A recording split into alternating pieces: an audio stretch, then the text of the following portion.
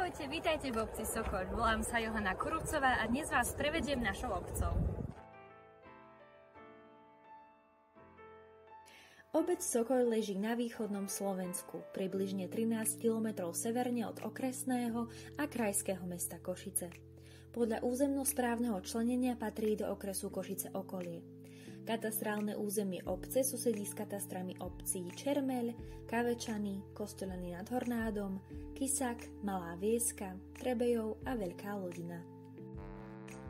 Z geomorfologického hľadiska sa obec nachádza na styku severnej časti Košickej kotliny a východných svahov Slovenského rudohoria. Od západnej strany chráni obec masív Čiernej hory a sever uzatvára mohutný svah Širakovej. Celková rozloha územia obce je 15,7 km štvorcových.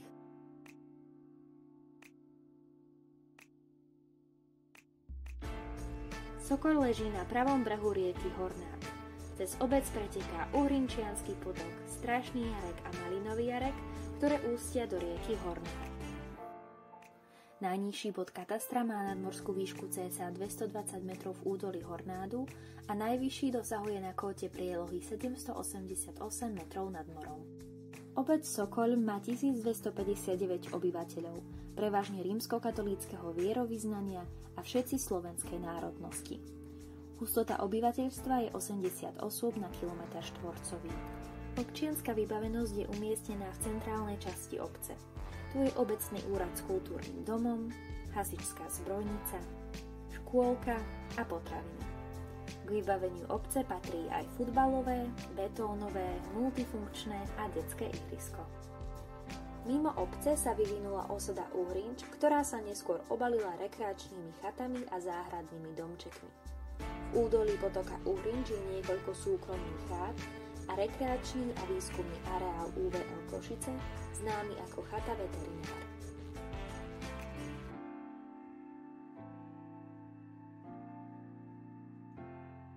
Sokoľ je situovaný v nádhernej okolitej prírode, ktorej dominujú listnaté, na zanedbateľných plochách a ihličnaté lesy.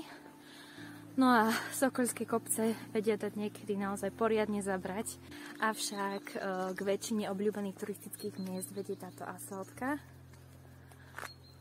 ktorú s obľubou využívajú hlavne na rekreáciu psíčkári, športovci, turisti, hubári a tak ďalej. Les obývajú zvieratá typické pre zmiešané lesy mierneho pásma. Turistickým lákadlom sokoľských lesov je Kráľová studňa, Biela skala, Podzimalová lúka, chránená prírodná rezervácia Vysoký vrch či iné miesta. Do územia katastra obce zasahuje časť územia Stredného Pohornádia, ako aj chránené vtáčie územie Volovské vrchy. Tento kraj je bohatý nielen na prírodné krásy, ale aj na bohatú históriu. Náučný chodník vás dovedie až k Sokoľskému hradu.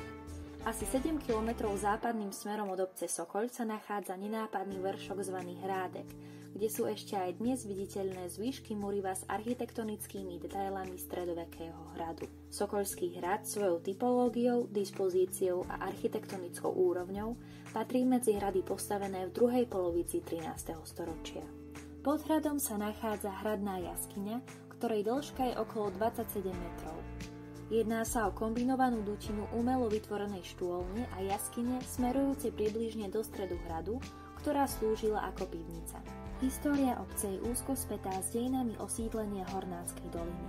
Prvá písomná zmienka je z roku 1270. Obec pravdepodobne založili kráľovskí sokoliari, ktorých úlohou bolo chovať a cvičiť lovných sokolov a dravcov. Čo sa týka etymológie názvu obce Sokoľ, tá prebrala svoj názov od pomenovania dravého vtáka sokola. Dominantou obce je rímskokatolícky kostol zasvetený Božskému srdcu Ježišovmu, ktorý Sokoľčania postavili v roku 1995.